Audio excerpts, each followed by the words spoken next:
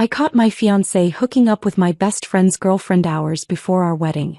When I confronted him, he smirked and said, "Relax. It was just physical. You're overreacting like always. Stop being so dramatic and insecure." So, I taught them both what real consequences look like when you humiliate the wrong person. I found my fiancé with his pants down in his parents' library, wrapped around my best friend's girlfriend, exactly 14 hours before our wedding. "Maya, wait," Ethan started, scrambling off the antique desk. "It's not what it looks like," Vanessa added, pulling her dress down. I stood there, hands still on the doorknob, my brain cataloging the scene the way it would catalog a trauma case in the OR. Disheveled clothes. Lipstick smeared. The smell of her perfume saturating the air. Behind me, I heard Jordan's sharp intake of breath. He'd followed me upstairs looking for them too. For exactly 3 seconds nobody moved. Then Ethan said the words that would define everything that came after. "Relax. It was just physical. You're overreacting like always. Stop being so dramatic and insecure. Just physical." Like that made it better. I'm Dr. Maya Hartwell, and this is the story of how I caught my fiancé hooking up with my best friend's girlfriend hours before our wedding, and what I did about it. But to understand how I got to that library door, how I ended up standing there watching my entire future disintegrate in real time, you need to understand who I was before that moment. You need to understand the life I'd built on precision and control. At 31, I was the youngest attending orthopedic trauma surgeon in Metropolitan General's 100-year history. That wasn't luck.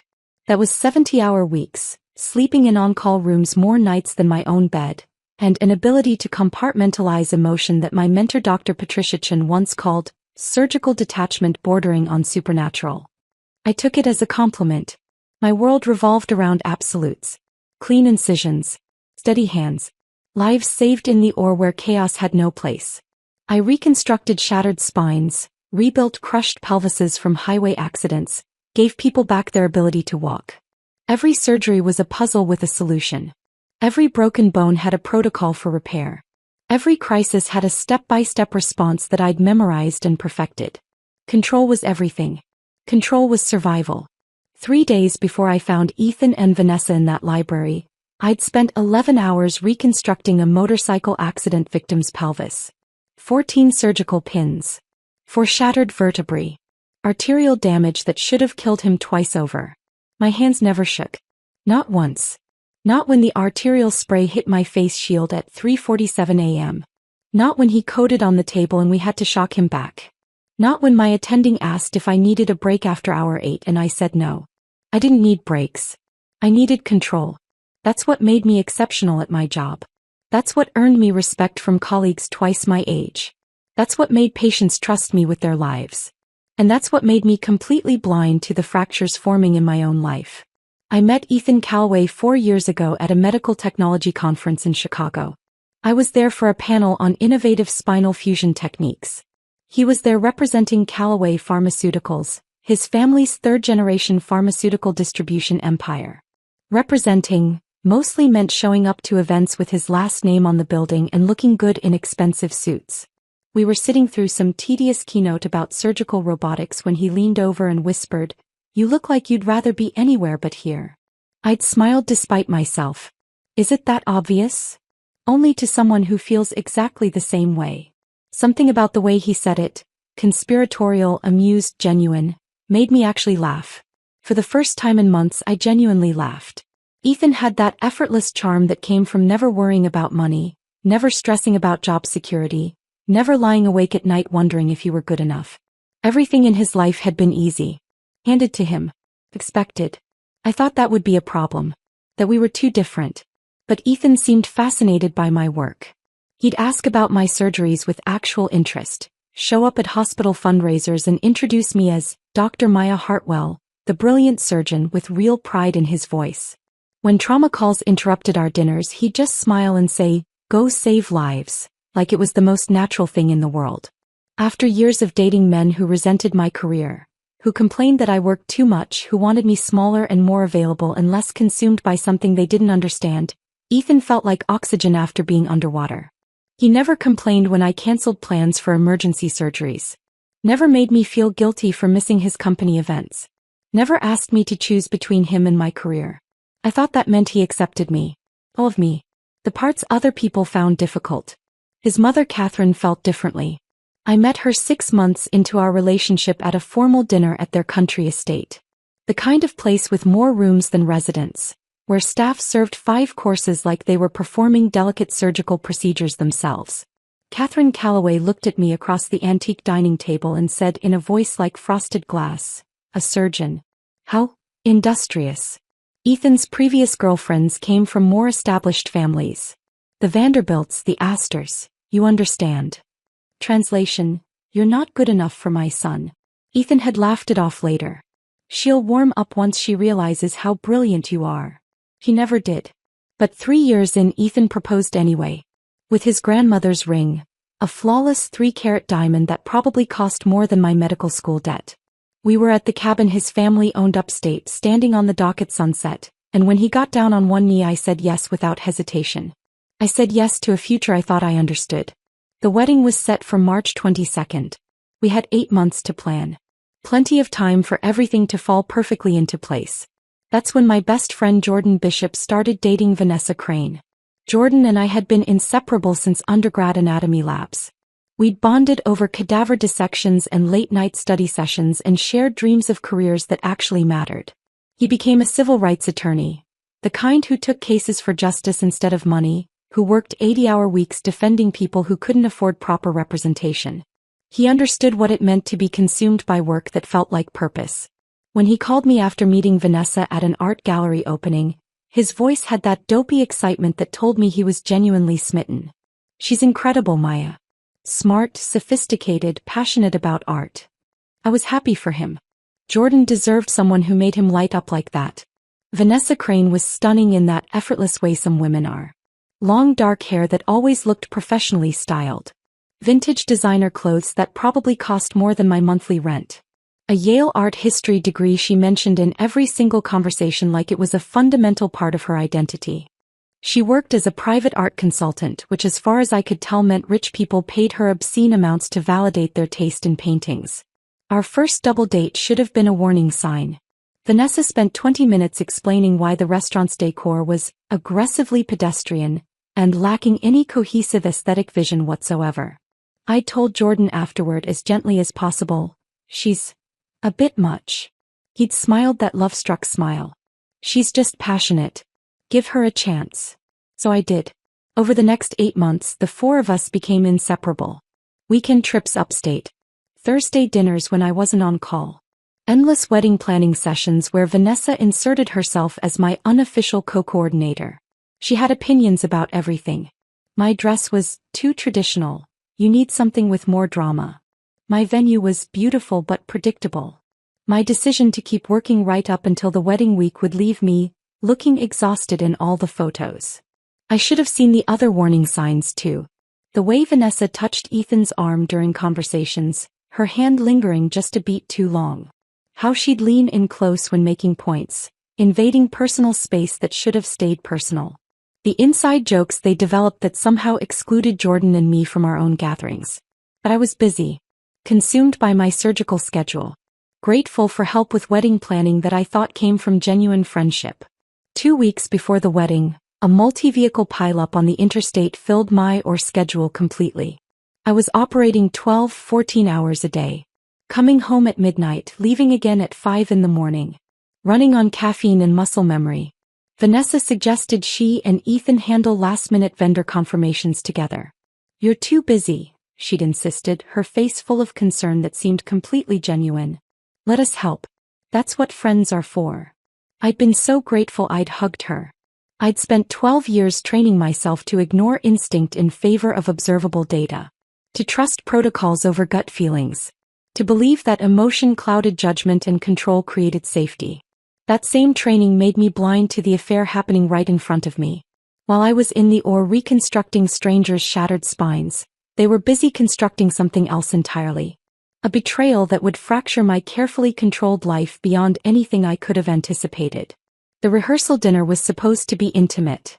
Family and close friends at the Calloway estate. Maybe 50 people total. Catherine had other ideas. 200 guests. Full catering staff. A string quartet.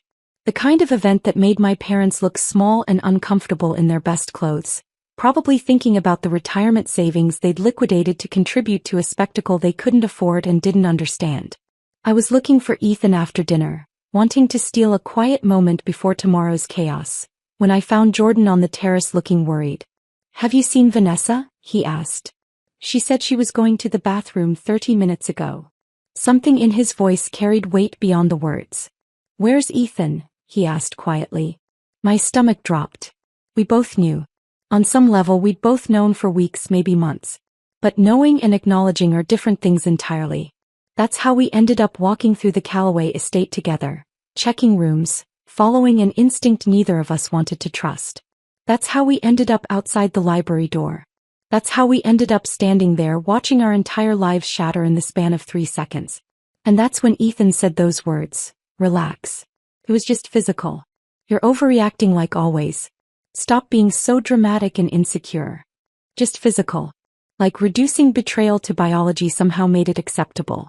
Like 6 months of lying to my face was justified because there was no emotional component. Like I was the problem for discovering them instead of them being the problem for the affair itself. In that moment, standing in that doorway with Jordan's breathing harsh behind me and Vanessa's lipstick smeared across Ethan's collar, I felt my surgical detachment activate completely. My hands didn't shake. My voice didn't break. I looked at them both and asked the only question that mattered. "How long? How long?" I asked again when neither of them answered. Ethan was still fumbling with his belt, face flushed red, not with shame but with something closer to anger. Vanessa had managed to smooth her dress down, but her lipstick was smeared across her chin and her hair looked like someone had been running their hands through it. Which, of course, someone had. "Does it matter?" Ethan shot back, his voice taking on that defensive edge I'd heard before when I'd questioned him about working late or needing space. "You're never around anyway. Always at the hospital. Always choosing your patients over me. My patients. The people whose lives I saved. The work I'd dedicated 12 years of my life to perfecting." He was using that as justification. Behind me, Jordan's breathing had gone harsh and uneven. "Vanessa," he said quietly, his voice shaking. "How long have you been sleeping with him?" Vanessa's eyes darted between Jordan and Ethan, calculating which answer would cause less damage. She'd always been good at reading rooms, at knowing exactly what to say to manage situations. But there was no managing this. "It just happened," she started, her voice taking on that pleading quality. "We didn't plan it. It was a mistake." "How long?" Jordan's voice cracked on the second word. Vanessa and Ethan exchanged a look. A whole conversation passed between them in that glance. Some agreement about what to admit, what to hide, how much truth they could get away with revealing. That look told me everything I needed to know before Vanessa even opened her mouth. 6 months, she whispered. The number hung in the air like smoke. 6 months. Half the time I'd been planning this wedding. Half the time I'd been choosing flowers and finalizing seating charts and writing vows to a man who was sleeping with someone I'd called my friend. I laughed. I couldn't help it. The sound came out sharp and brittle, echoing off the library's high ceilings. "You think this is funny?" Ethan's face went from flushed to purple. "This is exactly what I'm talking about. You're completely unhinged." "I'm unhinged," I repeated slowly, tasting the words. "I just walked in on you having sex with my best friend's girlfriend 14 hours before our wedding, and I'm the one who's unhinged. It was just physical." He was yelling now, panic making his voice go high. "It didn't mean anything. You're taking this way too seriously. Just physical. Like that was supposed to comfort me. Like reducing 6 months of betrayal to mere biology somehow made it acceptable. So if it didn't mean anything," I said, my voice still perfectly calm, "why did you keep doing it? 6 months isn't a mistake, Ethan. That's a choice. Made over and over again." Vanessa was crying now, mascara running down her cheeks in black streaks. "Maya, please, you have to understand." "I don't have to understand anything." I looked at her directly for the first time. "You were supposed to be my friend. I am your friend. Friends don't sleep with their friend's fiancé 50 times over 6 months. The number was a guess, but I watched her face and knew I'd hit close to the truth. Or was it more than that? Did you lose count?" She flinched like I'd slapped her. Jordan made that sound again, that wounded animal noise that told me he was breaking apart inside. 50 times. His voice was barely audible. You slept with him 50 times? Jordan, baby, please. Vanessa reached for him. He stepped back like she was radioactive. Don't touch me. Don't you dare touch me. We need to talk about this privately, Vanessa tried, her eyes darting toward the open door. Before people find out. Oh, people are going to find out, I said, pulling my phone from my clutch. In fact, let's tell them right now. Don't you dare. Ethan lunged for my phone. I sidestepped him easily. 12-hour surgeries had taught me to move efficiently even when exhausted, and he stumbled forward into the desk they'd just been using for their encounter. Vanessa tried to catch him and they both went down in a tangle of limbs. An antique lamp crashed to the floor, shattering. The sound was catastrophic in the quiet house. For a moment, everything froze. Then I heard it, footsteps in the hallway. Multiple footsteps. People running toward the noise. Ethan scrambled to his feet, eyes wide with genuine panic now. Mother's going to. He didn't finish the sentence because Catherine Calloway appeared in the doorway, her practiced social smile already in place. What on earth? She stopped mid-sentence. Her eyes swept the scene with the precision of someone trained to assess situations quickly and thoroughly. Me standing calm by the door. Jordan pale and shaking beside me. Ethan and Vanessa on the floor surrounded by broken glass. The overturned furniture. Vanessa's smeared makeup. Ethan's disheveled clothes. The smile vanished from Catherine's face. Someone better explain this immediately, she said, her voice dropping to that dangerous quiet tone that was somehow more terrifying than yelling. More people crowded into the hallway behind her. I recognized Ethan's father, several groomsmen, my parents pushing through the crowd looking confused and concerned. Bridesmaids in their cocktail dresses. The wedding planner with her ever-present clipboard. Random guests drawn by the crash. All eyes on us. Ethan scrambled to his feet, panic replacing whatever arrogance he'd had moments ago. Mother, it's not. Maya's having some kind of breakdown. She attacked us. I haven't touched either of you, I said calmly, holding up my hands to show the crowd. Though I'm tempted to start. Then why are we on the floor? Vanessa demanded, also standing now, trying to fix her hair with shaking hands. Because your coordination is as bad as your judgment, I replied. You tripped over each other trying to stop me from making a phone call. What phone call? Catherine's eyes were sharp, missing nothing. I smiled. It felt strange on my face, cold and hard and nothing like the smiles I'd practiced for wedding photos. The one where I call my maid of honor and tell her to cancel the wedding. I said clearly, loudly enough for everyone in the hallway to hear. Because the groom has been sleeping with one of the bridesmaids for 6 months. The hallway exploded. Gasps. Shocked whispers. Someone said, "Oh my God," loud enough to echo. I saw phone screens lighting up as people started recording, texting, calling others who weren't there to witness this firsthand. That's not true. Ethan's voice went high and panicked. She's lying. She's jealous and controlling and making things up because she can't handle. If I'm lying, I interrupted, my voice cutting through his rambling. Why is Vanessa's lipstick smeared all over your collar? Every head in the hallway turned to look at Ethan's collar. The evidence was undeniable. Red lipstick, the exact shade Vanessa always wore, smeared across the white fabric. And why are there scratch marks on your neck? I continued, cataloging the evidence the way I would in a medical chart. More gasps. More phones raised to capture the moment. And why does this entire room smell like her perfume? Catherine's eyes narrowed dangerously. She looked at her son, really looked at him, and I saw the moment she registered everything I'd pointed out. Her expression transformed from practiced social grace to something volcanic. Ethan James Calloway. She used his full name like a weapon. Is this true? The crowd had gone completely silent. Everyone waiting. Phones recording. This moment crystallizing into something that would be replayed and discussed and dissected for months, maybe years. Ethan's mouth opened and closed. No sound came out. His resolve was crumbling. I could see it happening in real time. The panic taking over, the realization that he couldn't lie his way out of this, that too many people had seen too much evidence. It just happened, he finally said, his voice weak. She came on to me.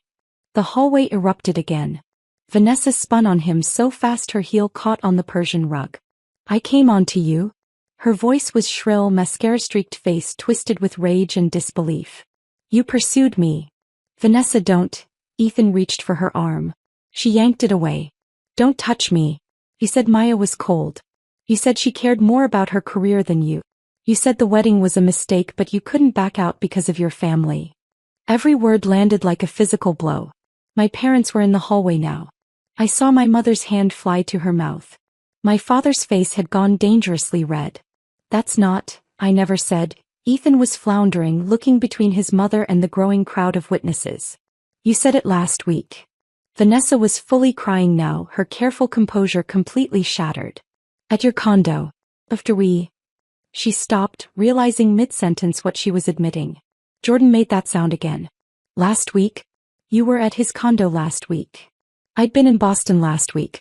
At a medical conference presenting spinal fusion research.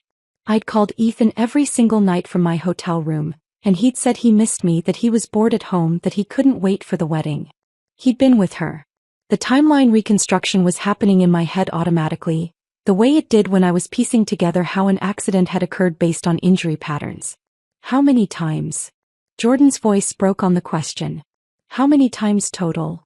Vanessa's mouth opened and closed. No words came out. How many? Jordan asked again, louder this time. I don't know, she whispered. Maybe 40? 50? I lost count. The crowd gasped again, louder this time. Someone in the back was definitely recording. I could see the distinctive glow of a phone screen aimed directly at us. 50 times over 6 months? I kept my voice even, clinical, letting the mathematics speak for themselves. That's twice a week. That's not it just happened. That's a relationship. The word hung there in the air. Relationship. Reframing everything Ethan had called just physical into something deliberate, ongoing, chosen repeatedly over half a year. Ethan tried to backtrack immediately. It wasn't like that, he stammered, looking at his mother with genuine fear in his eyes. She's exaggerating. I'm exaggerating?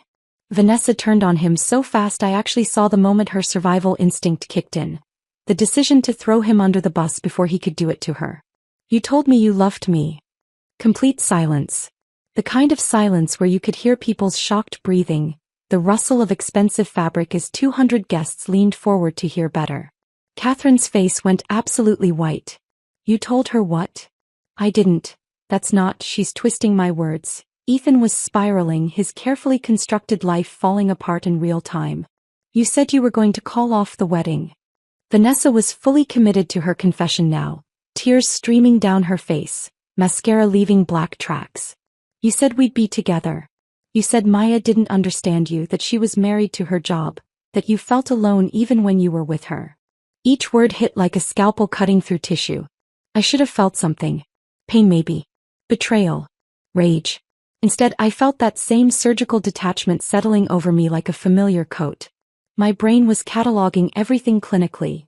The growing crowd, the phones recording, the way Ethan's father had gone dangerously red in the face, how my mother was gripping my father's arms so hard her knuckles had turned white. When? I asked quietly, cutting through Vanessa's sobbing. When did he tell you he loved you? Vanessa looked at me, then at Jordan, then back at Ethan like she was hoping he'd step in and stop this. He didn't. He just stood there, mouth opening and closing like a fish drowning in air. 2 months ago, Vanessa finally whispered. Right after we spent the weekend at his family's cabin. The cabin. The piece of information landed differently than everything else. The cabin was where Ethan and I had spent our first anniversary. Where he'd proposed on the dock at sunset. Where we talked about bringing our future children someday. 2 months ago, I repeated slowly, my mind automatically calculating. I was in Boston 2 months ago. At a medical conference. Presenting research on spinal fusion techniques. Calling Ethan every night from my hotel room, exhausted but excited to share what I was learning. And he'd said he missed me. Said he was bored at home. Said he couldn't wait for me to get back. He'd been at the cabin. With her. You told me you were staying home that weekend, I said, my voice still eerily calm. You said you had work to catch up on. Ethan's face had gone from red to pale green. Paya, I can explain. Don't bother. I turned to Catherine. How many people know about the cabin? Who else has keys? Catherine understood immediately what I was asking. Whether there would be evidence, witnesses, anything to corroborate what Vanessa was claiming. Just family, she said quietly, her eyes never leaving her son's face. And you. And me, Vanessa added, her voice small. The implication hung in the air. Ethan had given her a key to his family's private retreat. The place that was supposed to be sacred to us, to our relationship, to our future. Jordan made a sound like he was choking. A weekend. His voice shook. You told me you were visiting your sister in Portland that weekend. You sent me pictures of her apartment, the city. Stock photos, I said, the pieces clicking together with horrifying clarity. From the internet. Easy enough to find if you know what to search for. Vanessa's silence confirmed it. How many times? Jordan asked again, his voice breaking completely now. How many times did you sleep with him? Give me a number. Jordan, please. How many times? Vanessa's shoulders slumped in defeat. I don't know exactly. Maybe 40 times? 50? I lost count. The hallway erupted again. Louder this time. Someone's grandmother actually gasped so loudly it echoed off the high ceilings. I saw one of the bridesmaids, Jessica, I think her name was, cover her mouth with both hands. My father took a step forward. 50 times. His voice carried the kind of quiet rage that was somehow more terrifying than yelling. My father was a high school teacher, a gentle man who rarely raised his voice, who'd spent 30 years teaching teenagers with infinite patience. He looked ready to commit violence. Mr. Hartwell, Ethan started. Don't. My father's voice was sharp as a blade. Don't you dare speak to me. My wife and I liquidated our retirement fund for this wedding. We went into debt. Real debt. The kind that keeps you up at night wondering how you'll make mortgage payments. I hadn't known that. They'd never told me exactly how much they'd contributed, just that they wanted to help, that they were proud, that they wanted my day to be perfect. My mother was crying silently, tears streaming down her face. Dad, I started. We did it because we thought you'd found someone worthy of you, he continued, still looking at Ethan. Someone who saw how extraordinary you are. Someone who valued the sacrifices you make every single day to save people's lives. Catherine stepped forward, her social mask completely gone now, replaced by something cold and furious. Ethan, tell me right now, is what Dr. Hartwell said true? Have you been carrying on an affair for 6 months? With this woman? She gestured at Vanessa without looking at her. It wasn't an affair, Ethan tried weakly. It was just what? Catherine's voice could have cut glass. Just physical? Just a mistake? Just 50 encounters over 6 months while your fiancé was working 70-hour weeks saving lives. The crowd was massive now. I could see people from downstairs craning their necks to see what was happening, phones out, recording everything. The wedding planner looked like she might faint. The string quartet had actually stopped playing in the ballroom below. Even they'd heard the commotion. Answer your mother, Ethan's father said quietly. He'd been silent until now, but his voice carried absolute authority. Did you have an affair? Ethan looked around desperately, searching for an exit that didn't exist. Every direction showed him faces ranging from shocked to disgusted to pitying. His carefully constructed image was burning down in real time, and there was nothing he could do to stop it. Yes, he finally whispered. Louder, his father demanded. Yes. Ethan's voice cracked. Yes, I had an affair. Are you happy now? Is everyone satisfied? Happy. Jordan laughed, and it sounded broken. My girlfriend who I was planning to propose to next month, has been sleeping with my best friend's fiancé for half a year. So no, I'm not particularly happy. That was news to me. Jordan had been planning to propose to Vanessa. I saw his hand go unconsciously to his jacket pocket, where I'd bet money there was a ring box hidden. Vanessa saw it too. Her face crumpled. Jordan, no. Don't. He pulled his hand away from his pocket like it burned. Don't say my name. Don't look at me. Don't. His voice broke completely. I bought a ring 3 months ago. I was waiting for the right moment. I thought. He couldn't finish. The hallway had gone silent again, everyone witnessing Jordan's heartbreak in real time. Catherine turned to me, and for the first time since I'd met her 4 years ago, I saw something like respect in her eyes. Dr. Hartwell, I apologize. You deserved far better than this. Than him. She looked at her son with open disgust. The wedding is cancelled. Immediately. Ethan, you will personally contact every single guest and explain what you've done. You will not make excuses. You will not blame Dr. Hartwell for your choices. Mother. I'm not finished. Her voice was ice. Vanessa, you are no longer welcome in this house or at any Calloway family event. Ever. Both of you have humiliated this family in front of 200 witnesses, and there will be consequences. I watched Ethan's face cycle through emotions. Shock, anger, fear, and finally something that looked like resignation. I'm sorry, he said, but he was looking at his mother, not at me. Of course he was. I turned to the crowd of guests. My family, his family, our friends, colleagues who'd traveled from across the country, people who'd rearranged their lives to be here for what was supposed to be the happiest day of my life. I apologize for the disruption, I said clearly, my voice steady. But I won't apologize for refusing to marry a man who thinks betrayal is just physical, and that expecting basic loyalty makes me dramatic and insecure. Several people in the crowd actually nodded. The wedding is off, I continued. Thank you all for coming.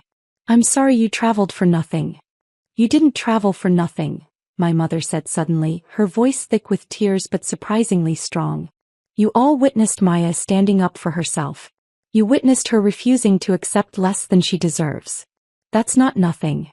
Several women in the crowd started clapping. Then more people joined in. Within seconds, half the hallway was applauding. Not for the wedding. For its cancellation. I looked at Jordan. You okay? He shook his head, tears streaming down his face. No. But I will be. He turned to Vanessa one last time. We're done. Don't contact me. Don't come to my apartment. Don't call, don't text, don't send letters or flowers or apologies. I'm blocking you on everything. And Vanessa. He waited until she looked at him. I hope it was worth it. Then he walked away, head held high despite the tears. Everyone in the hallway stepped aside to let him pass. I took one last look at Ethan, standing there in his expensive suit surrounded by broken glass and the ruins of his reputation. Then I walked out. I didn't look back. Behind me, I heard Catherine's voice cutting through the shocked silence. Everyone out. This event is over. Ethan, you and I need to have a very serious conversation. The last thing I heard before I reached the stairs was Vanessa sobbing and Ethan trying to explain himself to his mother. I kept walking. I made it to the main staircase before my legs started shaking. Not from emotion. From adrenaline crash. My body finally catching up to what had just happened, the surgical detachment starting to crack at the edges. I gripped the banister, forcing myself to keep moving. One step. Then another. Behind me, I could still hear voices from the library hallway. Catherine's sharp commands, someone crying, the low murmur of 200 guests processing what they'd just witnessed. My phone was buzzing in my clutch. Probably my maid of honor, probably the wedding coordinator, probably everyone who hadn't been upstairs but had already heard through the grapevine. I ignored it all. The grand foyer was empty when I reached it. Everyone was still upstairs or in the ballroom, drawn to the drama like moths to flame. The silence felt wrong after all that noise, all those voices, all that chaos. My parents found me there, standing alone by the massive front doors. My mother reached me first, pulling me into a hug so tight I could barely breathe. She smelled like her usual perfume and something else. The sharp scent of stress sweat that no amount of expensive fragrance could mask. Baby, she whispered into my hair. I'm so sorry. I'm so sorry. Don't be. My voice came out steadier than I expected. Better now than after. My father's hand landed on my shoulder, heavy and warm. When I looked up at him, his eyes were red-rimmed but dry. We're leaving. Right now. You don't need to stay here another second. The rehearsal dinner is over, he said firmly. Catherine can handle her own mess. We're taking you home. Home. Except home was the apartment I shared with Ethan. The apartment where half my closet held his clothes, where his shaving kit sat on the bathroom counter, where we'd planned to spend one final night before the wedding tomorrow. Tomorrow. The wedding that was supposed to happen in less than 15 hours. I can't go there, I said quietly. Not tonight. My mother pulled back to look at me. Then we'll get a hotel. All three of us. We'll order room service and terrible pay-per-view movies and we'll figure out everything else tomorrow. A hotel. With my parents. The night before my wedding that wasn't happening. The absurdity of it hit me again, but this time I didn't laugh. I just nodded. Okay. We were halfway to the door when I heard footsteps behind us. Fast footsteps. His face was blotchy, eyes swollen, but he'd stopped crying. He looked hollowed out, like someone had scooped everything vital from inside him and left just the shell. Paya, wait. I stopped. My parents exchanged a look but stepped back slightly, giving us space. I didn't know, Jordan said, his voice rough. I swear to God I didn't know. If I'd had any idea. I know you didn't. And I did know. Jordan's shock had been too genuine, too visceral. You're not responsible for what she did. Neither are you. He said it with such conviction that I felt something crack in my chest. What Ethan said up there, about you being too focused on your career, too intense, too unavailable, that's garbage. You know that, right? Did I know that? 6 months. 50 times. That's a lot of opportunities for someone to feel neglected, to feel like they needed something I wasn't providing. Why? Jordan stepped closer, his voice dropping. You are brilliant and driven and dedicated to saving people's lives. Those aren't character flaws. Those are the things that make you extraordinary. If Ethan couldn't handle being with someone extraordinary, that's his failure. Not yours. My mother made a small sound of agreement behind me. She played me too, Jordan continued. Vanessa. Every Thursday when she said she had yoga class. Every Tuesday when she claimed she was meeting clients. Every time I suggested we do something together and she said she was too busy, too tired, had other plans. He laughed bitterly. I was planning to propose next month. I had the ring in my pocket tonight. I was going to ask her after your wedding, use the romantic atmosphere, make it special. Jordan. I thought she was the one. His voice broke on the last word. I really thought. He couldn't finish. I pulled him into a hug. He held on like I was the only thing keeping him upright, his body shaking with silent sobs. We stood there for a long moment, two people who just had their futures ripped apart by the same two cowards. When he finally pulled back, his eyes were wet but his jaw was set. What are you going to do? Right now.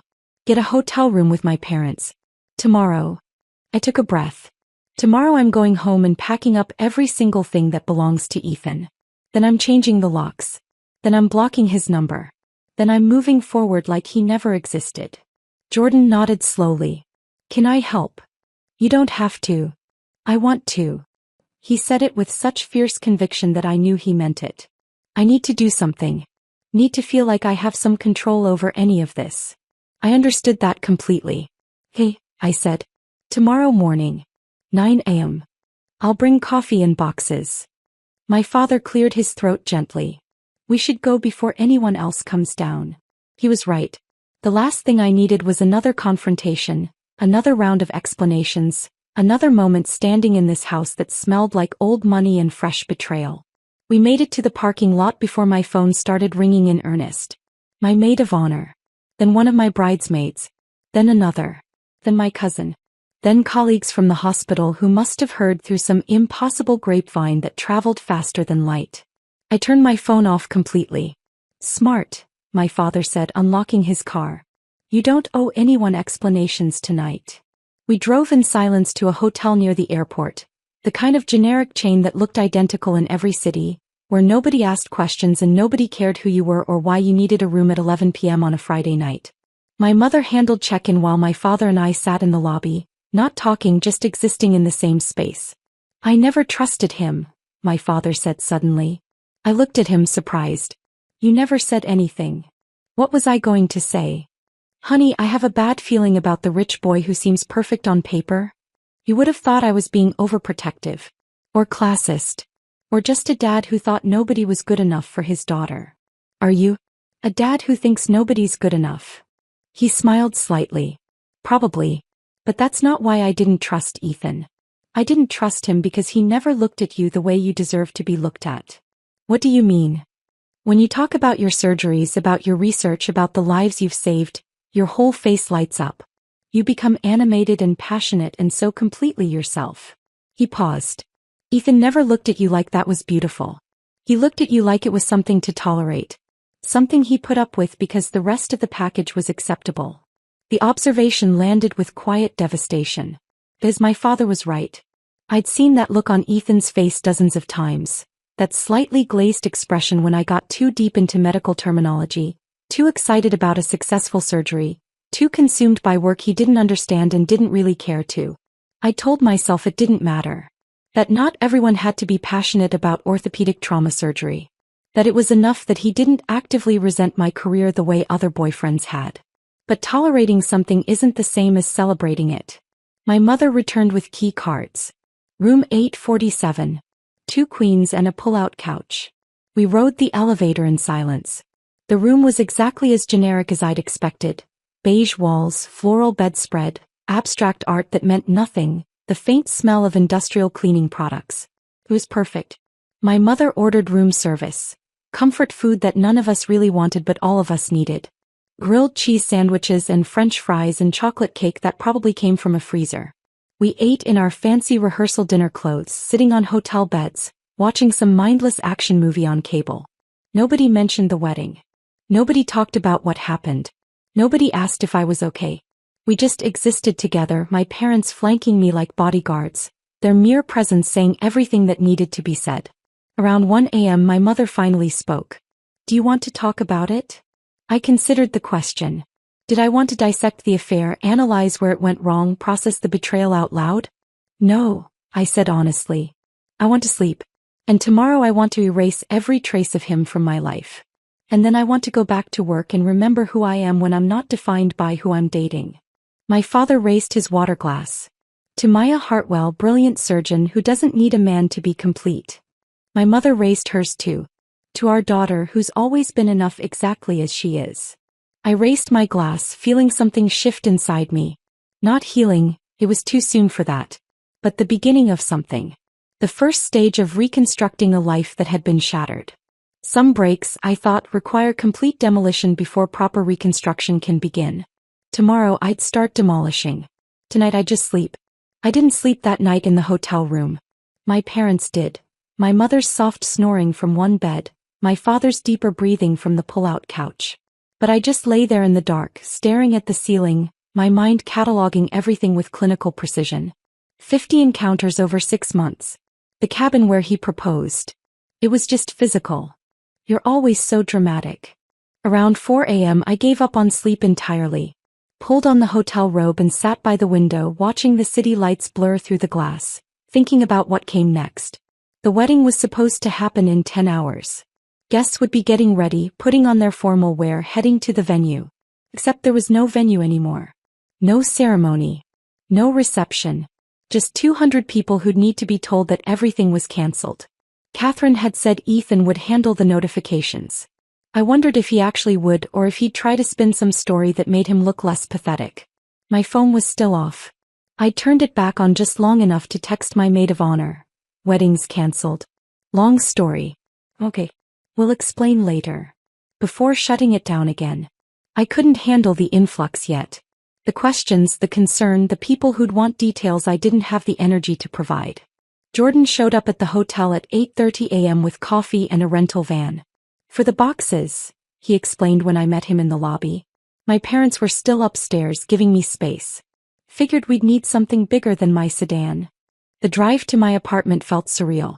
Saturday morning traffic, people going about their normal weekends, completely unaware that my entire life had detonated less than 12 hours ago. You okay? Jordan asked at a red light. I don't know yet, I said honestly. Ask me in a month. The apartment looked exactly as I'd left it yesterday morning, before the rehearsal dinner, before the discovery, before everything shattered. My coffee mug was still in the sink. Ethan's jacket was draped over the back of the couch. Evidence of a life that no longer existed. Where do we start? Jordan asked. Bedroom, I said. Everything of his goes into boxes. Clothes, toiletries, books, everything. I want it gone. We worked in silence for the first hour. Jordan handled the bathroom while I tackled the closet, pulling Ethan's expensive suits off hangers, folding his designer shirts, packing his shoes into boxes with methodical precision. It should have hurt more than it did. But mostly I just felt numb. Detached. Like I was packing up a stranger's belongings rather than dismantling a 4-year relationship. He's got a lot of stuff, Jordan observed, emerging from the bathroom with a box full of grooming products. For someone who claimed he needed space before the wedding. I looked around the bedroom. He was right. For someone who'd supposedly been staying elsewhere to respect tradition, Ethan had left an enormous amount of his life in my apartment. Almost like he'd never intended to actually move out. Almost like this space excuse was just that. An excuse to maintain his affair without me accidentally discovering it. By noon we'd filled 12 boxes. Everything that belonged to Ethan, packed and sealed and ready to go. What now? Jordan asked. Now we put them in the hallway. The hallway. I'm done being responsible for his belongings. He can come get them himself. Or not. Either way, they're not staying in here. We carried the boxes out one by one, stacking them neatly outside my apartment door. Jordan was sweating by the time we finished. The boxes were heavy, full of the accumulated possessions of someone who'd lived comfortably his entire life. Locks next, I said, pulling out my phone and finally turning it back on. It immediately exploded with notifications. 47 missed calls. 32 text messages. 14 voicemails. Most from Ethan. The texts escalated in desperation. Maya, please answer. We need to talk about this. You're being unreasonable. I made a mistake, but that doesn't mean we can't work through this. I love you. Why are you ignoring me? This is childish. Fine. Be that way. I blocked his number without reading the rest. The locksmith arrived at 1 p.m. Professional, efficient, asking no questions about why a woman needed her locks changed on what was supposed to be her wedding day. $300 and 45 minutes later, I had new keys and Ethan had none. Thank you, I told the locksmith, testing the new lock mechanism. No problem. Stay safe. Something about the way he said it made me think he knew exactly what kind of situation this was. Jordan left around 2, exhausted and emotionally drained. Call me if you need anything, he said at the door. Anything at all. Same to you. After he left, I sat on my couch in the too quiet apartment and finally let myself feel something. Not sadness. Not heartbreak. Rage. Pure surgical rage at the 6 months of lies, at the 50 betrayals, at the casual dismissal of, it was just physical, at being called dramatic and insecure for having the audacity to expect loyalty. My phone rang. Unknown number. I answered without thinking. Dr. Hartwell? A man's voice. Who is this? It's Ethan. I'm calling from my office phone since you blocked me. I hung up immediately. Blocked that number too. 10 minutes later, another unknown number. I didn't answer. Then another. And another. He was cycling through different phones trying to find one I hadn't blocked yet. The desperation would have been pathetic if it wasn't so infuriating. I changed my number entirely. Spent the next 2 hours texting my new contact information to everyone who mattered. My parents, Jordan, my colleagues at the hospital, close friends who deserved to stay in my life. Ethan and Vanessa got left in the digital void. 2 weeks passed. I threw myself into work with an intensity that concerned even my chief of surgery. 12-hour days became 14, became 16. I took every trauma call, every emergency surgery, every case that other attendings didn't want. The OR was the only place that made sense anymore. The only place where broken things could actually be fixed, where my skill mattered, where control and precision saved lives instead of just protected me from feeling too much. My colleagues were kind enough not to ask questions. They'd heard through the grapevine, small hospital, big gossip, and they gave me space to process however I needed to. On day 14, the charge nurse called my extension during a rare break between surgeries. Dr. Hartwell, there's someone here to see you. Says it's urgent. An Ethan Calloway. My hands tightened on the phone. Tell him I'm in surgery. He says he'll wait. Tell him I'm in surgery for the next 8 hours. And if he's still here when I'm done, I'm calling security. Understood. He wasn't there when I finished my shift at 9 p.m. But there was a massive flower arrangement at the nurse's station. 24 red roses, probably $300 worth, ostentatious and desperate. The card read, I'm sorry. Please give me another chance. E. Melissa, one of the veteran nurses, looked at me with sympathy. Want these, Dr. Hartwell? God no. They're from my ex-fiancé. Her eyebrows rose. The one who, she stopped herself, clearly having heard the full story through hospital gossip channels. Yes. That one. What do you want me to do with them? I considered for a moment. Throwing them away felt wasteful. Keeping them was absolutely not happening. Donate them to the pediatric ward. I said. The kids deserve something beautiful that doesn't come with baggage. Melissa smiled, understanding immediately. Perfect. I'll take them up right now. The image of those expensive roses, Ethan's grand gesture, his attempt to buy forgiveness, sitting in a children's wardroom, bringing joy to sick kids who actually deserved something good, felt like poetic justice. Jordan called that night. You need to see something. He sent me a screenshot. Vanessa's Instagram post, written in that performative vulnerability style influencers perfected. Learning to choose happiness after toxic people try to dim your light. Not everyone can handle a woman who knows her worth. Moving forward, growing, healing. The comments were brutal. You slept with your best friend's fiancé 50 times. Maybe sit this one out. Imagine being this delusional. We were all there at the rehearsal dinner. We know what really happened. Her follower count had dropped from 43,000 to 21,000 in 2 weeks. She's trying to spin this like she's the victim, Jordan said when I called him. Of course she is. Taking responsibility would require actual character. 3 days later, Jordan sent me a news article link. The headline read, Pharmaceutical heir arrested for harassment after violating restraining order. I read it twice, absorbing every detail. Vanessa had filed a restraining order against Ethan after he'd shown up at her workplace 3 times in 1 week, waited outside her apartment building for hours, followed her to her gym. When she'd gotten the order, he'd violated it twice. Once ambushing her outside a coffee shop, once leaving dozens of voice messages that the article described as increasingly unstable and concerning. The article quoted Vanessa telling police they were supposed to be together, and that Ethan had promised her a future. They'd both believed their own lies. Both thought they could build something real on a foundation of betrayal. Now they were destroying each other. Couldn't have happened to better people, Jordan said when I called. I laughed. Actually laughed. It's almost beautiful, isn't it? Watching them implode. Karma working faster than usual. Think he'll actually face consequences? His family's rich enough to make it go away. But the reputation damage. Jordan's voice carried grim satisfaction. That's permanent. Everyone knows now. Everyone saw what he did. I thought about that. About 200 witnesses at the rehearsal dinner. About the phones recording. About the story spreading through social circles like wildfire. Ethan's carefully constructed image, charming, successful, from a good family, had burned to ash in 1 evening. And he'd done it to himself. And he'd done it to himself, I repeated, letting the satisfaction of that truth settle in my chest. Jordan and I sat in comfortable silence for a moment, both of us processing the strange relief that came from watching the people who'd destroyed our lives now destroying each other. I should feel worse about this, Jordan said finally. About taking pleasure in their misery. Why?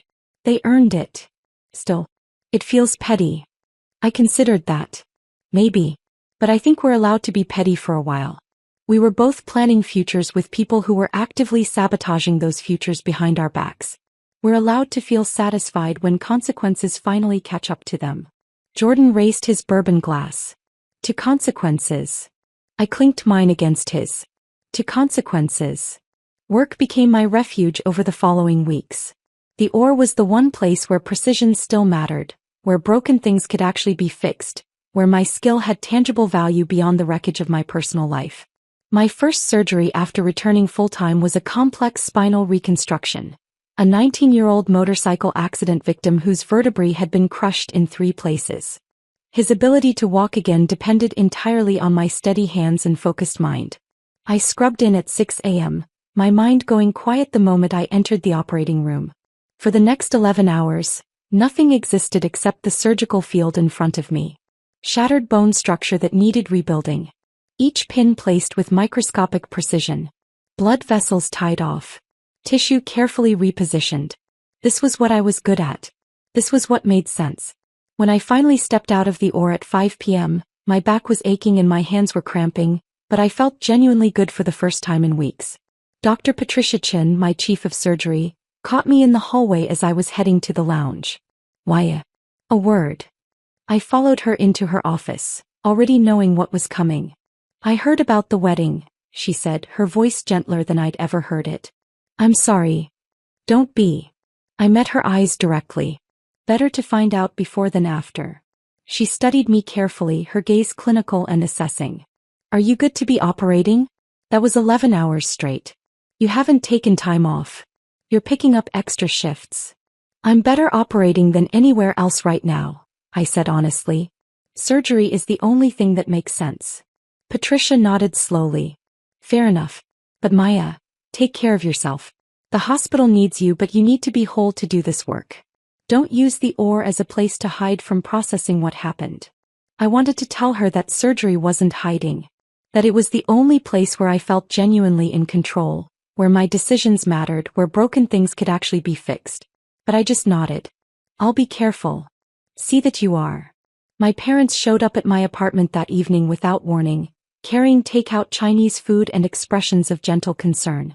We wanted to check on you, my mother said, setting containers on my coffee table. You haven't been answering our calls. I've been busy. We know. The hospital told us you've been working double shifts. I grabbed plates from the kitchen, deflecting. Someone has to cover the trauma cases. We ate in silence for a while, me sitting cross-legged on the floor, them on my couch, the awkwardness of the conversation we weren't having filling the space between us. Finally, my mother put down her container. I never liked him. I looked up, surprised. What? Ethan. I never trusted him. You never said anything. She exchanged a glance with my father. You seemed happy. Or at least you seemed like you'd made up your mind. What were we going to say? I put down my lo mein. You could have told me you had concerns. My mother leaned forward, her expression pained. Would you have listened? The question hung in the air. We both knew the answer. No, I wouldn't have. I'd have dismissed their concerns as overprotective parents who couldn't accept that their daughter was making her own choices. There were small things, my mother continued quietly. The way he looked at his phone during family dinners. How he'd suddenly need to take calls outside, always in another room. Once, at your birthday party last year, he disappeared for 40 minutes. When he came back, his shirt was buttoned wrong. The detail landed like a small explosion. My birthday party. 10 months ago. Had he been with Vanessa even then? I told myself I was being paranoid, my mother said. That I was looking for problems because I didn't think he was good enough for you. My father added, we wanted you to be happy. We thought maybe we were just being overprotective. That we couldn't accept our daughter was building her own life separate from us. I felt something crack in my chest. They'd seen warning signs I'd completely missed. Or maybe not missed. Maybe deliberately ignored because acknowledging them would have meant admitting my life wasn't as controlled and perfect as I'd convinced myself it was. I'm sorry we didn't say anything, my mother whispered. Don't be, I said, echoing the words I'd told Patricia. This isn't your fault. His. And mine for not paying attention. It's not your fault, my father said firmly. You trusted someone you had every reason to trust. That's not a character flaw. But it felt like one. Jordan and I started meeting regularly after that, both of us needing someone who understood exactly what we were going through. We'd sit on his balcony with bourbon and notepads, reconstructing the timeline of the affair like detectives working a cold case. The cabin weekend, Jordan said one night, circling a date on his notepad. That was the same weekend Vanessa said she was visiting her sister in Portland. I checked my calendar. And Ethan told me he was home alone, bored, watching Netflix. Jordan shook his head, the pattern becoming clear. Every Thursday evening for 6 months, Vanessa had yoga class. Every Tuesday Ethan had business dinners, I added. Vendor meetings for wedding planning, we said simultaneously, then looked at each other. We'd both been so busy, me with surgical schedules, Jordan with case preparation, that we'd never questioned the convenient patterns, never compared notes, never suspected that our partners' absences might overlap for a reason. There was a weekend in March, Jordan said slowly, where Vanessa said she was at an art consultation in Miami. She sent me photos. Hotel room, the beach, everything. My stomach dropped. Ethan said he was at a pharmaceutical conference in Miami that same weekend. He sent me photos too. We stared at each other. The same lies. The same trip. Probably the same hotel room with photos carefully angled to exclude any evidence of shared occupancy. They planned this, Jordan said quietly. This wasn't just opportunistic encounters. They coordinated schedules, created alibis, constructed an entire parallel reality while we were both completely oblivious. The level of calculation involved was somehow worse than the betrayal itself. 3 days later, my phone rang from an unknown number. I almost didn't answer. But something made me pick up. Maya, this is Catherine Calloway. I went very still. Mrs. Calloway. I know you have no reason to speak with me, she said, her formal tone cracking slightly. But I have information you deserve to know. I waited silent. Catherine took a breath. Ethan's previous engagement, to Alexandra Pemberton before he met you, ended because I walked in on him with her maid of honor 2 weeks before their wedding. The world seemed to tilt slightly. What? We paid Alexandra's family a significant sum to keep it quiet. To avoid scandal. The Pembertons are old family friends. We couldn't afford the social fallout. I sat down slowly, my legs suddenly unsteady. I insisted Ethan get therapy, Catherine continued. That he address whatever compulsion drives this behavior. He refused. Said it was a one-time mistake, that he'd been drunk, that it would never happen again. But it did, I said quietly. Yes. When he started dating you, I convinced myself he'd changed. That you were different. That maybe a woman with a serious career, someone who wouldn't worship him or make him the center of her universe, would hold his attention in a way debutantes hadn't. Her voice broke slightly. I was wrong. And I owe you an apology. I should have warned you. Should have told you about his pattern. But I wanted to believe he could change. That he wasn't. She stopped. Wasn't what? I prompted. Wasn't broken in a way I couldn't fix, she whispered. The revelation crashed over me in waves. This wasn't a mistake. Wasn't a moment of weakness. Wasn't about me being too intense or working too much. This was a pattern. A compulsion. A man who systematically sabotaged relationships at the moment of ultimate commitment, who engineered his own disasters and then blamed the women who loved him for not being enough. Why are you telling me this now? I asked. Catherine's voice hardened. Because he's planning to show up at your hospital again tomorrow with some grand gesture. And because you deserve to know you did nothing wrong. This is who my son is. This is what he does. And I'm ashamed I didn't warn you. I closed my eyes, absorbing the information. Thank you for telling me. I'm sorry, Maya. Truly. You deserved so much better than my son. She hung up before I could respond. I sat there in my quiet apartment, Catherine's words echoing in my mind.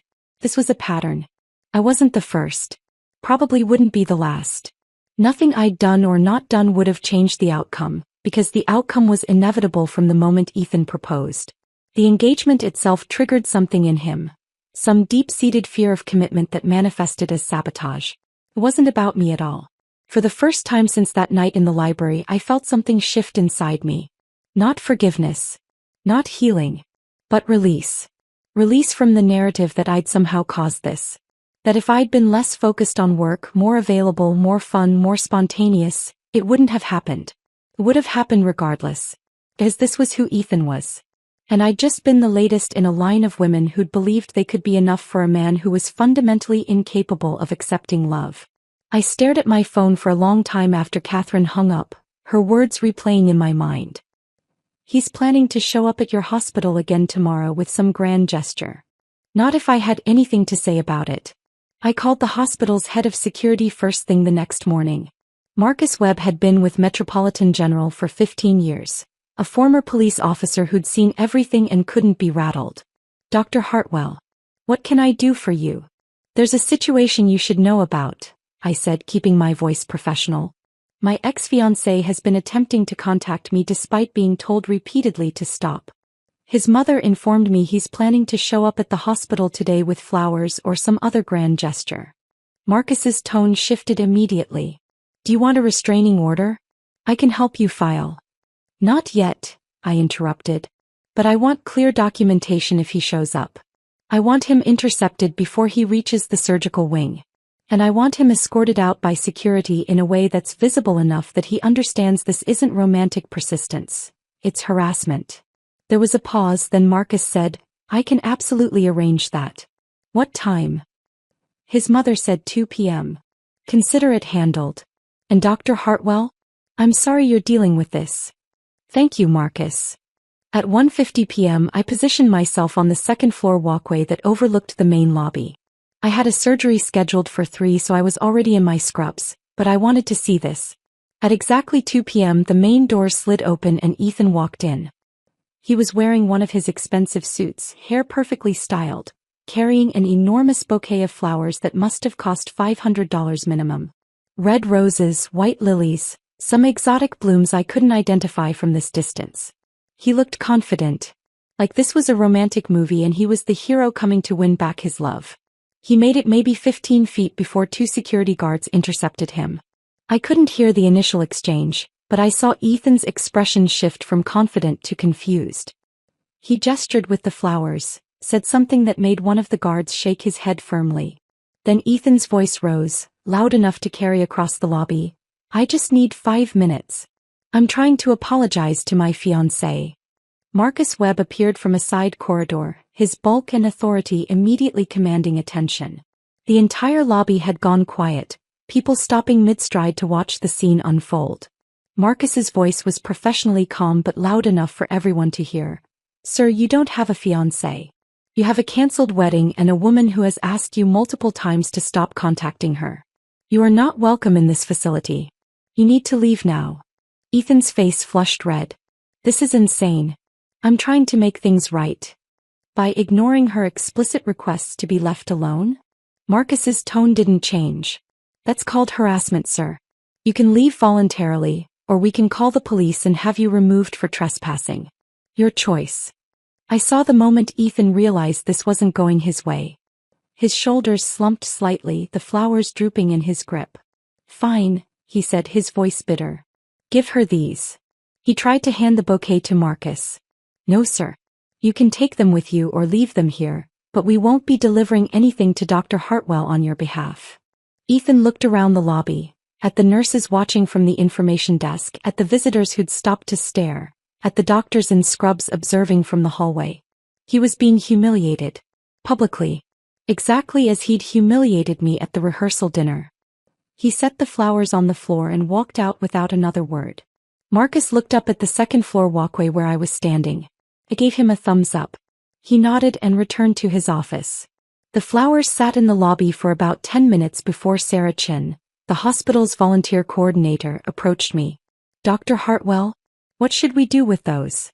An idea was already forming. Sarah, you know the charity auction next month? The one that raises money for the trauma unit. Of course. Those flowers cost at least $500. Let's photograph them, create a display card and auction them off. Sarah's eyebrows rose. What kind of display card? I smiled. One that tells the truth. That these flowers were delivered as a grand gesture, by a man who was escorted from the hospital by security after his ex-fiancée declined his repeated attempts at contact following his 6-month affair. That rather than let expensive flowers go to waste, we're auctioning them to benefit trauma care. Sarah's eyes widened, then she started smiling. That's brilliant. Turn his harassment into something that actually helps people. Exactly. We spent 30 minutes crafting the perfect placard, photographing the arrangement, creating a whole display that would appear at next month's charity gala. The text read, "These flowers were delivered as a grand gesture, by a man who was escorted from Metropolitan General by security after his ex-fiancée, a surgeon at this institution, declined his repeated attempts at contact following his 6-month affair with her best friend's girlfriend. Rather than let expensive flowers go to waste, we're auctioning them off to benefit trauma care. Starting bid $50. Sometimes the best revenge is turning unwanted gestures into resources for healing." The auction raised $1,200. I framed the receipt and hung it in my office where I'd see it every day. Jordan came over that evening with a bottle of wine and a manila folder. "I have something for you," he said, spreading documents across my dining table. Credit card statements, hotel receipts, restaurant bills. All from Ethan's corporate credit card, all charged to Callaway Pharmaceuticals. "Where did you get these?" I asked. "I'm a civil rights attorney. I have investigator friends who owe me favors." He pointed at the timeline he'd constructed. "Look at the dates. Every single one of these charges corresponds to a time when Vanessa said she was somewhere else and Ethan claimed he was in business meetings." I leaned over the table studying the evidence. Hotel rooms in Miami, Boston, Philadelphia. Dinners at restaurants that cost more than most people's monthly rent. Weekend trips charged as business expenses. This is corporate fund misuse, Jordan said quietly. He was charging his personal affair to his family company's accounts. That's technically embezzlement. And Vanessa? Jordan pulled out another set of documents. Her billing records from the gallery where she works. Look at the hours she claimed as client consultations.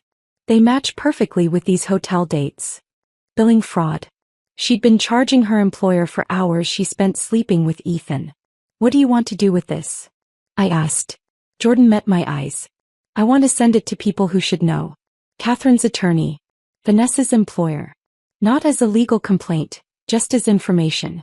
Let them decide what to do with it. I considered that. We weren't demanding action. Weren't threatening. Just providing documentation of what had actually happened and letting the natural consequences unfold. Do it, I said. Jordan drafted a professional cover letter on his attorney letterhead, explaining that this was information relevant to potential corporate fund misuse and billing fraud, provided for informational purposes only. We sent copies to Catherine's attorney and to Lawrence Brennan, the owner of the boutique gallery that employed Vanessa. Then we waited. The fellowship offer from Zurich had been sitting in my email for 3 weeks. I'd ignored it during the immediate chaos, too overwhelmed to think about the future when my present was imploding. But now, sitting in my apartment with Jordan's documentation spread across my table and the framed auction receipt on my wall, I opened the email and actually read it. 12 months in Switzerland. Working with Dr. Heinrich Müller, one of the world's leading spinal reconstruction specialists. Research opportunities. Teaching. A chance to be Dr. Maya Hartwell, brilliant surgeon in a place where nobody knew about the cancelled wedding or the affair or any of it. I hit reply and typed 3 words. Asterisk, I accept. When? Sis. The response came within an hour. Asterisk, can you start March 15th? Sis. I checked the date. March 15th was 8 weeks away. It was also, I looked it up, the exact date of Ethan's court hearing for violating Vanessa's restraining order. The symmetry was too perfect to be coincidence. It felt like the universe offering me exactly what I needed exactly when I needed it. I typed back, March 15th works perfectly. I sent Ethan one final email. The only message I'd initiated since walking out of his parents' library. I accepted a fellowship in Switzerland. I'm leaving the country on March 15th. I hope you use this time to get the help Catherine says you've always refused. I hope you figure out why you sabotage every relationship at the moment of commitment. I hope you become the person you pretended to be. But I won't be here to see it. I'm done being a chapter in your pattern. I'm moving forward and you're staying behind with the consequences of your choices. This is the last time you'll hear from me. I hit send then blocked his email address before he could respond. The next 8 weeks passed in a blur of surgery schedules, packing, and watching the consequences unfold from a comfortable distance. Catherine's attorney reviewed Jordan's documentation and apparently presented it to the Callaway Pharmaceuticals board. Ethan was quietly removed from his token position at the company, his name stripped from all official materials. Lawrence Brennan fired Vanessa via email for billing fraud. She posted about it on Instagram, another victim narrative about toxic work environments, but the comments section tore her apart. Jordan texted me updates like they were episodes of a soap opera. Ethan had moved back in with his parents. Vanessa was working as a barista. The restraining order hearing resulted in mandatory anger management classes and a formal warning that any future violations would result in jail time. I felt nothing watching their lives implode. No satisfaction. No vindication. Just a distant acknowledgement that consequences had finally caught up to choices. March 15th arrived cold and clear. Jordan drove me to the airport at 5 a.m., my entire life packed into 3 suitcases and a carry-on. Think you'll come back? He asked as we stood in the departures terminal. I considered the question. Eventually. But right now I need to be somewhere where my past doesn't exist. Where I can just be Dr. Maya Hartwell, brilliant surgeon. Nothing more complicated than that. Jordan pulled me into a hug. Call me when you land. And Maya? Yeah. You didn't just survive this. You won. I smiled against his shoulder. So did you? Yeah, he said quietly. I think we did. I walked through security without looking back. Boarded my flight. Found my seat. And as the plane lifted off, leaving everything behind, I felt something I hadn't felt in months. Free. The word echoed in my mind as the plane leveled off, the city disappearing beneath clouds, everything I was leaving behind becoming smaller and smaller until it vanished completely. I leaned my head against the window and closed my eyes, feeling the tension I'd been carrying for months finally start to release from my shoulders. Switzerland was waiting. A fresh start. A place where nobody knew about Ethan or Vanessa or the wedding that never happened. A place where I could just be Dr. Maya Hartwell again. Nothing more, nothing less. Zurich was exactly what I needed. The fellowship placed me at University Hospital, working alongside Dr. Heinrich Müller, one of the world's leading spinal reconstruction specialists. The work was intense. 12-hour days in the OR, complex cases that required every bit of skill I'd developed over my career, research that consumed my mind completely. My colleagues knew me only as the American surgeon with steady hands and an impressive publication record. They didn't know about my personal life because I didn't have one to discuss. I worked. I studied. I perfected techniques. I lost myself in the precision of surgery. But the fellowship program had one requirement I hadn't anticipated: mandatory therapy for all international participants dealing with life transitions. Dr. Anna Müller, no relation to Heinrich, was a clinical psychologist in her 60s with steel-gray hair and eyes that saw far too much. Our first session, she asked, "Why are you here in Zurich, Dr. Hartwell?" "For the fellowship. To work with Dr. Müller on spinal reconstruction." "No," she interrupted gently. "Why are you really here?" I was silent for a long moment. "I'm running away," I finally admitted. "From what?" "From a wedding that didn't happen. From a fiancé who spent 6 months sleeping with my best friend's girlfriend. From the humiliation of discovering them hours before I was supposed to get married." Dr. Müller nodded, making a note. "And what are you running toward?" The question caught me off guard. "I don't understand. Running away from something is different than running toward something. Which are you doing?" I didn't have an answer. Over the following months, Dr. Müller asked questions that landed like surgical incisions, cutting through defenses I'd built over years. Why did you choose emotional detachment as your primary coping mechanism? When did you start believing that needing people made you weak? Can you identify the moment you decided control was more important than vulnerability? Slowly, painfully, I started seeing patterns I'd never examined. I'd built my entire identity around control. Around being the person who didn't need anyone, who could handle anything, who never let emotion compromise precision. That control had made me an exceptional surgeon. But it had also made me blind. I'd wanted Ethan to be who I needed him to be: supportive, understanding, content with my career-focused life. So I'd dismissed every piece of evidence that contradicted that narrative. The way he looked at his phone. His convenient need for space. The small inconsistencies that I'd catalogued and then ignored. "You're very good at seeing what's broken in other people's bodies," Dr. Müller observed during one session. "But you've trained yourself not to see what's broken in your own life until the damage is catastrophic." He was right. I'd ignored hairline fractures until they became complete breaks. And then I'd been shocked when everything shattered. "What Ethan did was entirely his choice," Dr. Müller clarified. "You are not responsible for his betrayal. But you are responsible for how you responded to warning signs. For the patterns you've developed that prioritize control over connection." It was the hardest work I'd ever done. Harder than medical school. Harder than residency. Harder than any surgery. Because surgery had rules. Protocols. Clear steps from diagnosis to treatment to recovery. This was messy. More uncertain. Required sitting with discomfort instead of cutting it away. 6 months into the fellowship, Jordan texted, "Coming to visit. Book me a couch." He arrived in September with a suitcase, wine, and the kind of easy companionship I desperately needed without realizing it. We spent evenings on my apartment's small balcony overlooking the city, finally talking about things we'd both been avoiding. "Do you think we'll ever trust anyone again?" Jordan asked one night, both of us on our second glass of wine. I considered the question carefully. "I think we'll trust differently. More carefully.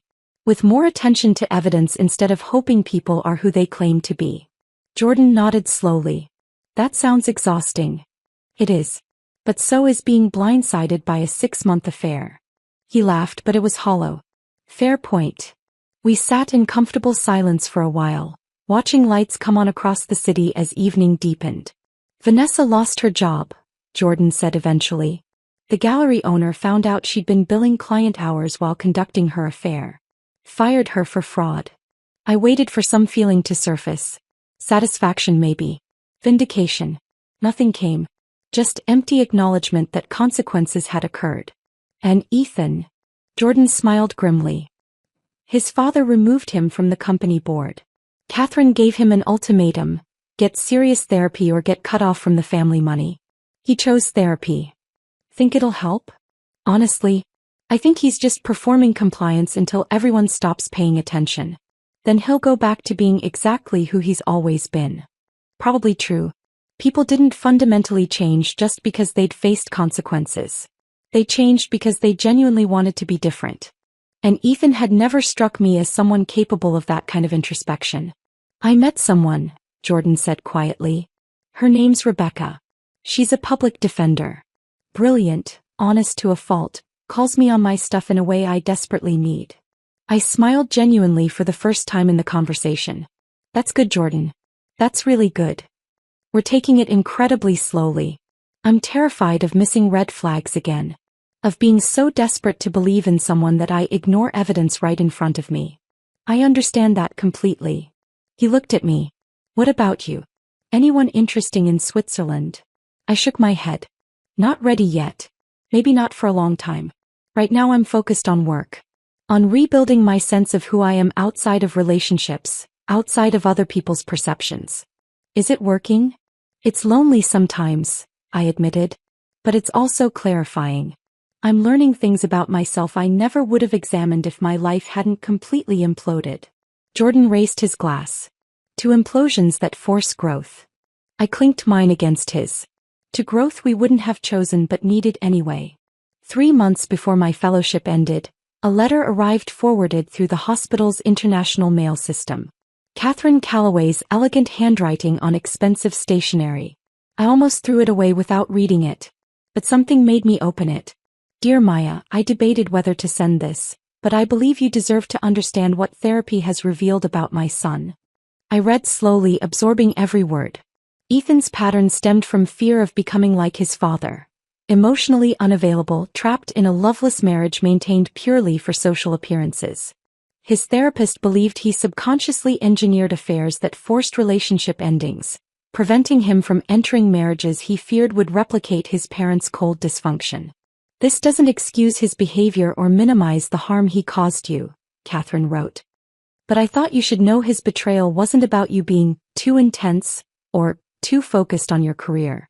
It was about his own inability to accept love, commitment, or the vulnerability required for genuine partnership. I read the letter 3 times, feeling something shift inside me. Not forgiveness. Ethan didn't deserve that and I wasn't interested in offering it. But release.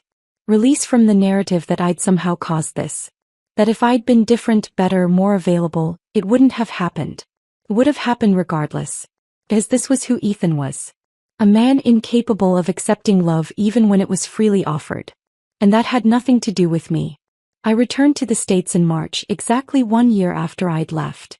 Jordan met me at the airport with coffee and the kind of hug that said everything words couldn't. Welcome home, Maya. Metropolitan General welcomed me back with a promotion I hadn't expected. Director of Orthopedic Trauma. Youngest person ever to hold the position. My first day back, walking through the surgical wing in my white coat, I felt genuinely good to be home. But I was different now. Still precise. Still brilliant. Still exceptional at my work. But no longer using the OR as a place to hide from emotional complexity. No longer equating control with strength or vulnerability with weakness. I'd learned to sit with uncertainty. To acknowledge when I didn't have answers. To accept that some things couldn't be controlled or fixed or predicted. I started dating again. Carefully, slowly. Jordan's Rebecca helped vet potential partners with the brutal honesty of someone who'd also been burned. I went to therapy weekly. Not because I was broken but because I was committed to staying whole. And sometimes when I was in the OR reconstructing a patient's shattered spine, carefully setting fractures and knowing that proper healing would make the bone stronger than it had been originally, I thought about my own fractures. The breaks that had felt catastrophic but had ultimately made me more resilient. More aware. More genuinely myself than I'd been before everything shattered. I thought about Ethan sometimes. Wondered if he'd actually changed or if he was just better at hiding his patterns. But mostly I didn't think about him at all. Because he'd become what he'd always been. A chapter in my story. Not the whole narrative. Not even close. I was Dr. Maya Hartwell. Brilliant surgeon. Director of orthopedic trauma. Someone who'd survived betrayal and built something stronger from the wreckage. And that was enough. More than enough. That's how you survive betrayal. Not by avoiding all future breaks, but by learning to set your own fractures properly, giving them time to heal and trusting that what emerges can be stronger, wiser, and more authentically whole than what existed before the break. Some things once shattered should stay broken. But some people once broken can rebuild themselves into something better than they were before. I'd become the latter. And I'd never been more proud of who I was. If this story of surgical precision revenge had you hooked from start to finish, smash that like button right now. My favorite part was when Maya turned Ethan's expensive flowers into a charity auction with that brutal placard explaining exactly why they were rejected. What was your favorite moment? Drop it in the comments below. Don't miss more epic revenge stories like this. Subscribe and hit that notification bell so you never miss another upload.